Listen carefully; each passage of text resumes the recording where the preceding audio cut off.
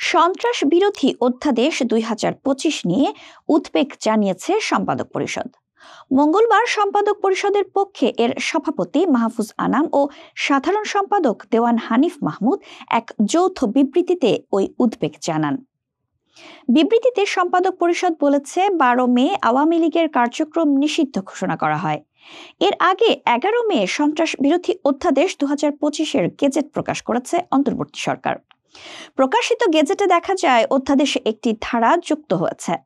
২০০৯ সালের ১৬ নভেম্বর আইনের ধারা ২০-এর খ উপধারা ১-এর দফা উমতে বলা হয়েছে, উক্ত সত্তা কর্তৃক বা উহার পক্ষে বা সমর্থনে যে কোনো প্রেস বিবৃতির প্রকাশনা বা মুদ্রণ কিংবা গণমাধ্যম, অনলাইন সামাজিক যোগাযোগ মাধ্যম বা অন্য যে কোনো মাধ্যমে যে কোনো ধরনের প্রচারণা অথবা মিছিল, সভা সমাবেশ বা সংবাদ সম্মেলন আয়োজন বা জনসমক্ষে বক্তব্য দেওয়া নিষিদ্ধ করবে।